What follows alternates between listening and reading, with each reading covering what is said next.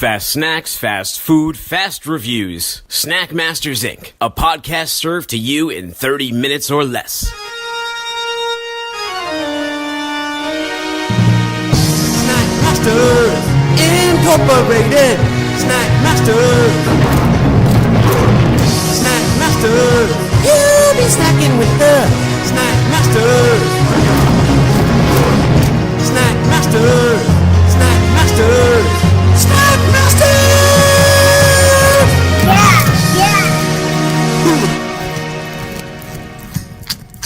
Hello and welcome to Snack Masters. I'm your host, Dooner, here with the man who's coming down your chimney from Idaho, ho, MSG! How are you, buddy? I'm doing great. How are you doing today? Doing good. That sore throat that I had from last week still kind of lingering. It's like an unwanted house guest just chilling in my windpipe over here. It's gone from just being an annoyance to, I don't know. It's been around so long now. I'm starting to make friends with it. I think we talked about it last time. It must be nationwide because we've had 7 people call in sick last week one day for work. So it's widespread, man. Yeah, well, I'm not going to let it slow me down. Have you done any of your Christmas shopping yet? You get in on any of those Black Friday sales? Is that your bag? Across the country, record crowds and wild scenes as frantic customers were determined to snag jaw-dropping Black Friday deals. Watch as merchandise goes flying through the crowds at this Walmart in Virginia and this one in South Carolina. And in North Carolina, see the man in orange as he wrestles to grab a doorbuster.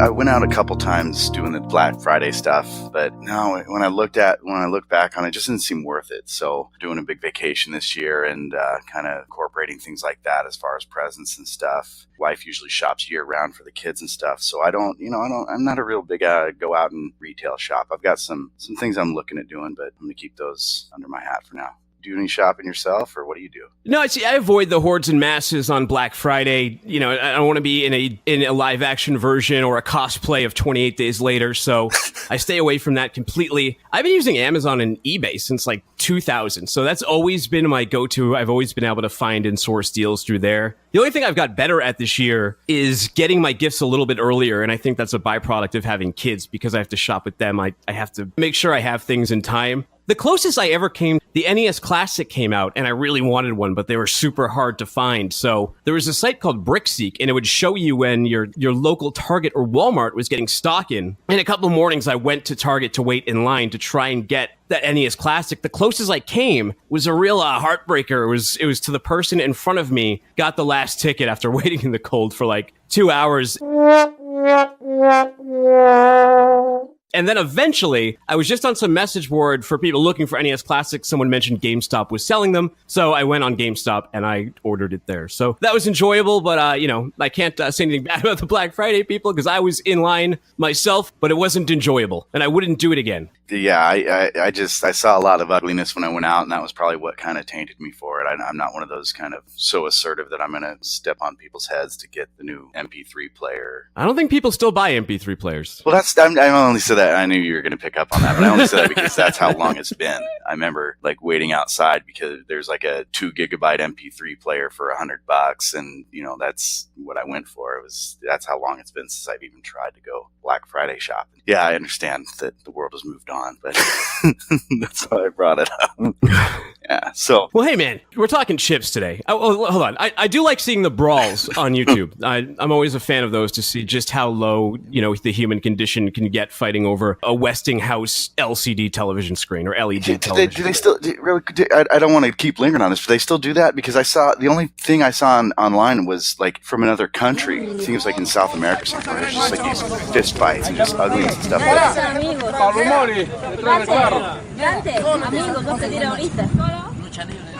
I think America, if I'm not mistaken, has kind of moved on from that, and it seems like they've done things to kind of organize it and start it earlier and things like that. Have you seen anything recently about like riots and crap like that? Is that still going, or? No, aside from small pockets in America, Black Friday is kind of dead because retailers realize there's more value in stretching out deals throughout the season instead of trying to get everybody in one day. What they like to blow out are items that take up a lot of space to stock, like your large LED television screens, appliances, whereas they try and have online deals on things that are less costly to ship, like toys. Okay. That makes sense. I was in the grocery store a week or so ago, and I picked up these chips. They're lobster bisque Cape Cod chips. And, we've hit event horizon here, I think, with flavors where everybody's getting extremely experimental. Back in the day, you had barbecue, you had sour cream, you might have a hot flavor, you had original. And then if you really wanted to get wild, you would have some dips. And then, usher in the 2000s, and you're just seeing all sorts of... Salt and vinegar was like the first one that got kind of like zany. Cool Ranch Doritos. But then you usher in the 2000s, and Doritos were starting to get frisky with their flavors. They had like a cheeseburger late night one, which is, it sounds weird, but it's delicious when you get it. Lay's has doing the Do Us a Flavor thing for a while, where they put out 4 different flavors that are, I guess, crowdsourced, and then people vote on them. Some of those were good. Some of those were a nightmare. I remember I had the mango ones, and it tasted like a potato chip with mango chewing gum flavoring on it. It was terrible. So in your private life, what kind of weird snacks have you gotten before? Do you gravitate towards these strange chips? I'll usually buy all 4 of the Lay's Do Us a Flavor to give them a shot. Yeah, I do too. And, I kind of gauge it on not necessarily what I prefer, but I kind of see how the rest of the family reacts to it too, because I'm not going to buy a big giant bag of chips just to eat myself. But the family likes it. It may be another one I pick up. And gosh, I'm trying to think of the weirdest, because Lay's really done a weird thing. I think that the chicken and waffle thing, I didn't understand that. I know there's like some little kind of a time frame where those were cool or people were getting into that flavor. But I tried those once, and there's probably a little cult following for that. And I don't know if they still make them or whatever, but that to me was a stretch, and I thought they were pretty freaking gross. I didn't enjoy those at all. Yeah, I think the chicken waffles were trying to hit a target audience that I'm not part of. What about yourself? Yeah, I don't think the dessert potato chip really hits the chord on my guitar properly, because it's a savory thing, it's a salty thing when I potato chips. So I know they have like chocolate covered ruffles now. They had the chicken and waffles, and the chicken and waffles had a sweetness to it that, I just didn't care for. I also don't like maple either, so that turned me off. What I really don't like, though, and I gravitate towards all the weird flavors, and I'm only doing this one for the show, is I found a lobster bisque Cape Cod potato chip. It's called the Limited Batch New England Bisque. It's got a lobster tail on here. It's got a bowl of soup. A flavor that I've always wanted, and I haven't seen Lay's do it, and I guess someone can steal this if they want, because I've wanted to taste it, was grilled cheese and tomato soup potato chip, because I love grilled cheese and tomato soup, and I guess, I don't know, this Cape Cod chip is somewhat there, because a bisque is, I've never had lobster bisque, because I don't like seafood. I guess that's weird as a New Englander, but I've tried it all. I used to like the ritual of the lobster. It's like kind of thought about it, and you're like picking out a lobster and sentencing it to death. Water's boiling. Quick, chuck 'em in. But I never liked the taste, and I never liked the taste of any other seafood. And like most people who don't eat seafood, like once you get into adulthood, the thought of it repulses you. And seafood flavors aren't big in America, but I know if you go in the Asian section, they have shrimp chips, and that's a much more common flavor. That's like their barbecue. I think you even tried some shrimp chips, didn't you? I did. I did the Instagram review on those. Yeah, yeah. Well, this says Cape Cod. They're local. They're from Cape Cod over here in Massachusetts. Close your eyes and you would think you were tasting an authentic New England bisque. The flavor is that good. Cape Cod partnered the robust potato flavor and crunch of their Kettle cooked potato chips with the smooth and creamy flavor of an authentic New England bisque to deliver a snack experience that is one of a kind. It's around for a limited time, so enjoy it while you can. All right, well, to tell the tape on these, 170 calories, 18 chips, 9 grams of fat, 3 grams of protein. Not really any sugar, because it's a potato chip. I am I'm dreading this, again, because I don't like seafood, so I probably can't give the fairest review, but maybe if someone doesn't like seafood, they could listen to this, and I don't know, if I like it, they may like it too, but let's, it doesn't smell fishy. It doesn't really smell like lobster. It doesn't really smell like anything when I open the bag. It's seasoned here with, green flakes of something or other. Let me peer at the ingredients, see if I can glean what that might be. Tomato powder, dehydrated celery, dehydrated carrot, buttermilk. I don't know. It may be one of those things.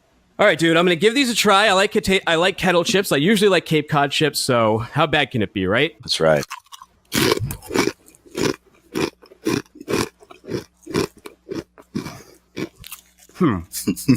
Well, it's not gross. It doesn't really taste like lobster at all. It tastes like, there's a lot of things you could call this. And if it wasn't called lobster bisque and you put a blindfold on me, I would not say this was lobster bisque flavor. There's nothing about this that's really seafoody or lobster. You don't have to wear a bib. You don't need the crackers. You don't need to pull any meat out of here. Do you like lobster?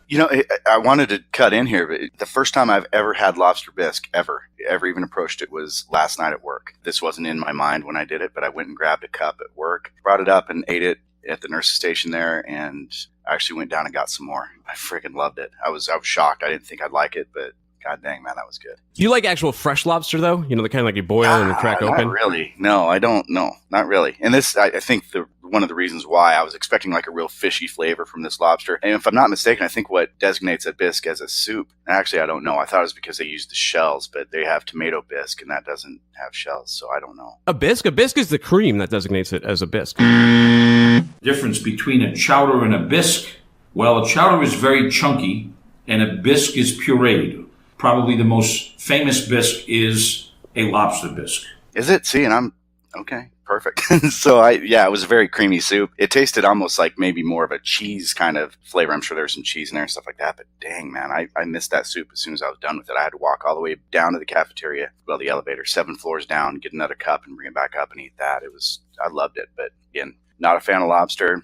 It didn't really taste to me like lobster, but I thoroughly enjoyed the soup. Well, this is an interesting one for me to rate and review because there's obviously a mental barrier here because I don't like seafood or shellfish. So even though this doesn't really taste like lobster bisque, the knowledge and the idea of that is that this is what they're trying to communicate. My wife ate these. She does like lobster a lot. She likes lobster bisque. She thought they were just okay. The chip itself is the same thing as the Cape Cod Kettle chip, so if you like those, that's good. And I guess it really just comes down to the seasoning, which is kind of like a salty buttermilk.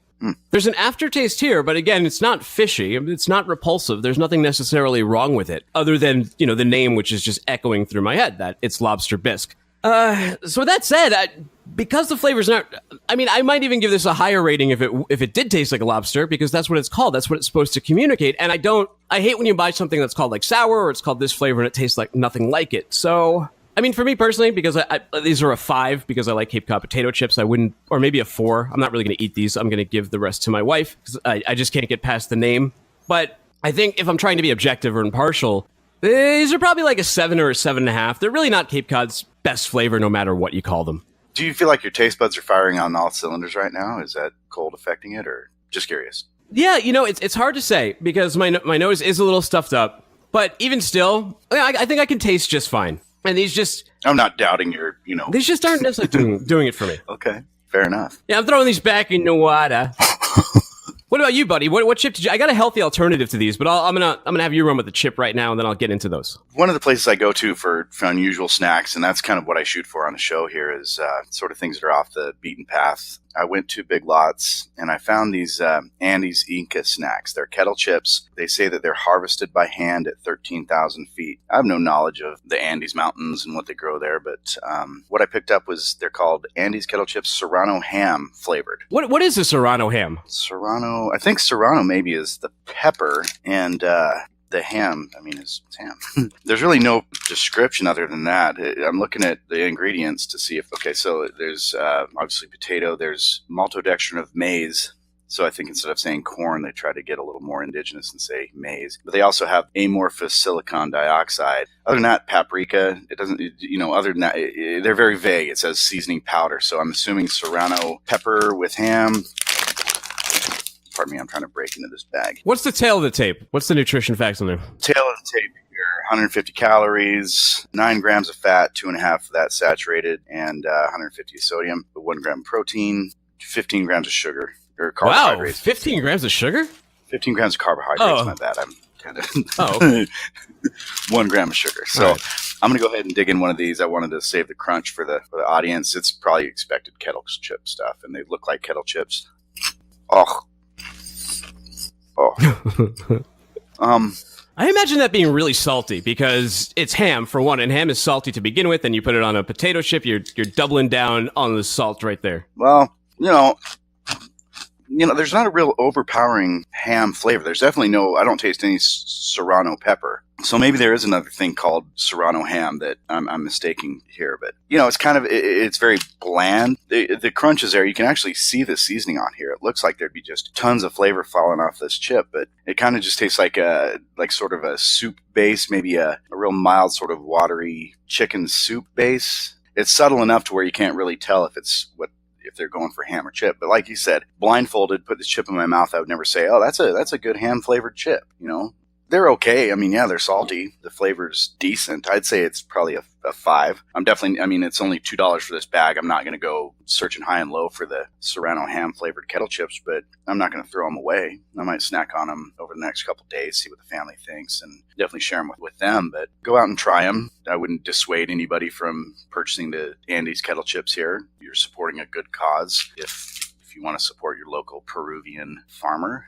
Yeah, they're okay. Nothing spectacular. And it says they're a product of Peru, so good for them putting out chips. All right, so avoid the Serrano ham. I got a healthy alternative of the same brand, Cape Cod. These are new. They're Cape Cod Thins, sea salt and vinegar. It says better ingredients, so they're actually throwing their other chips under the bus. Non-GMO, no preservatives, artificial flavors or colors, gluten-free. I think that these were the same cost as the Lobster Bisque Cape Cod potato chips. They're both on sale for about $2.99-ish. Usually, sometimes when you go for the non-GMO ones, you're getting less chips or it's costing more money. But actually, this bag's even a little bit bigger. It's 6.75 ounces versus the Lobster Bisque, which is only 6.5. Tell the tape on these things, 150 calories. You get 18 chips for that, 9 grams of fat, 2 grams of protein, 15 grams of carbohydrates, no sugar. It's just salt and vinegar. And these are, what's different about these than the other Cape Cod chips? Well, they proudly state they're made in the USA. I guess that's something you need to do these days, because who knows where food's being made anymore. I think the FDA didn't pass a bunch of labeling restrictions, so now you never know where our snacks are being made. I noticed I bought some dollar store candy, and one of the things was made in Colombia, a bunch of other ones were made in China, so got rid of that stuff. I'm okay with the toys there, but not necessarily things I'm ingesting or Snackmaster Jr. is. But I like salt and vinegar chips. I never thought about Cape Cod not having a thin before, so I was curious to see what the composition of these were. I've had their salt and vinegar before. Yeah, these are thinner. They're not like a Pringle. It's like a thin cut kettle chip. See how they crunch. Yeah, it's nice. They're well seasoned. I think these are a little more seasoned than the traditional Cape Cod chip. I think that what really comes through on these is the salt and vinegar flavor because there's only a thin layer of potato chip between both sides where this is coated. And through memory, I think I like these a bit better than your traditional Cape Cod chip. I think the thin really works here, especially on the salt and vinegar flavor. Just take one more bite out of these. Yeah, so the seasoning's even throughout. Both these chips tasted basically the same.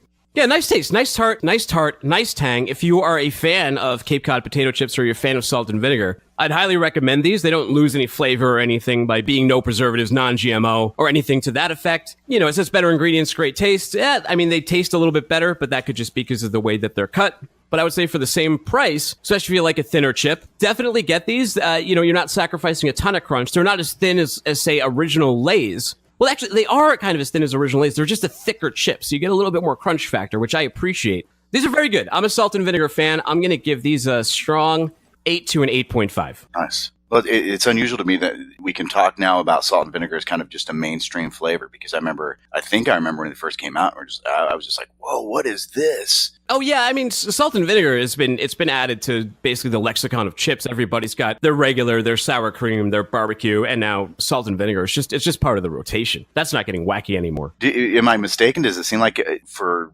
when they first came out, we were like, what? Salt and vinegar? But now it's just... We touched that on the beginning. Cool Ranch was brand new, salt and vinegar was brand new, but that was kind of the extent that chips went with going out of the box or getting really wacky with flavors. Yeah. Do you have a lightning review on a chip you can do? Did you have an extra one over there sitting around you want to get off the table? Yeah. Real quick here, I got the Kettle brand, which, again, I don't know what's mainstream and what's popular out there, but apparently Kettle brand is widespread nationwide. They're made in Salem, Oregon. Real quick on the macros, standard stuff for a Kettle chip, 9 grams of fat, 130 of sodium, 2 grams of fiber, 2 grams of protein. And these are Sriracha flavored, which Sriracha to me is like, mustaches and bacon flavor and all that kind of hipster stuff that just kind of took off and had a little, just suddenly blew up and came out of nowhere. I stayed away from it. I don't know what Sriracha tastes like even. I've seen the bottles and how cool it is in the snack. For whatever reason, I've never been attracted to it. So No, we've always had some in our fridge, but you're right. Sriracha is one of those flavors that over the past year or two, it's been heavily promoted. They've been putting Sriracha on everything aside from,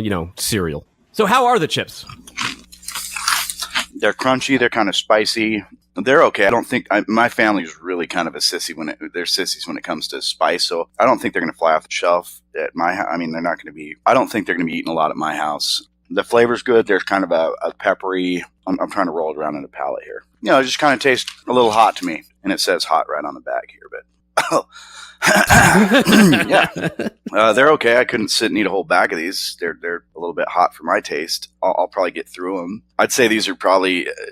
Again, I'm going to say they're a 6. As I go older, I like spicier things. I'll eat these again, but yeah, not bad. We're Snackmasters Incorporated. You can find all of our episodes on snackmastersinc.com. We're on Google Play, iTunes. If you enjoyed today's episode, do us a solid. Subscribe, rate, and review on iTunes. We're on Instagram. Instagram is almost a natural extension of the show where we have all of our food photos, mini reviews, and videos. Instagram.com/snackmastersinc. We just recently uploaded all of our episodes to YouTube. There's also a couple of videos there. So YouTube, our channel is Snackmasters Inc. If you want to reach out to us, snackmastersinc@gmail.com. And I believe that covers all the plugs we got to get out of the way. Marty, I got a question for you. What's your favorite holiday movie? Home Alone's got to be up there, if that considers Die Hard. I love Christmas movies like Die Hard. That's such the low-hanging fruit bro joke. Die Hard.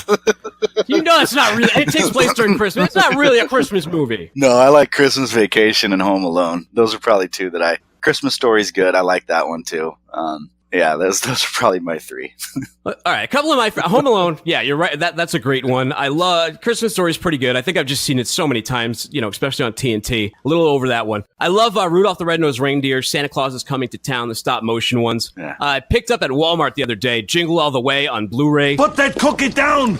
Now! It's kind of a forgotten gem. It doesn't get the rotation of others. I think it was even a little ahead of its time because it deals with Arnold Schwarzenegger, who's a dad, who has to get this doll, Turbo Man, and it's sold out everywhere. It's going on Christmas Eve. And this was, pre-Black Friday, but it's dealing with the same aspect and the same materialism and commercialism of Christmas in this comedic theme. I think they did a great job. It's a lively pace. It moves quick. Sure, the effects are a little bit dated, but there's a ton of charm going on in here. It only has 15% on Rotten Tomatoes, which to me is a travesty. You have no sense of humor if you don't like Jingle All the Way. This is a great film. I highly recommend it. And again, if you go to your Walmart, it's in the bins over there for like $7 on Blu-ray. I'll have to check it out. I haven't seen it yet. Also features young Jake LaLloyd before he played Anakin Skywalker. And he was just as bad an actor in this as he was in The Phantom Menace. But fortunately, he only has a couple of lines. It's mostly Arnold running around to toy stores and being chased by Sinbad, who plays a disgruntled mailman. All right, buddy, that's it for today's show. Let's let Snackmaster Jr. jingle all the way. What's your favorite Christmas movie? I like Jingle All the Way. Do you want Turbo Man for Christmas? Mm-hmm. What do you like about Jingle All the Way? I like it when he gives him a present. When he gives him a present? Mm-hmm. What do you give him as a present? This. Put the cookie down now.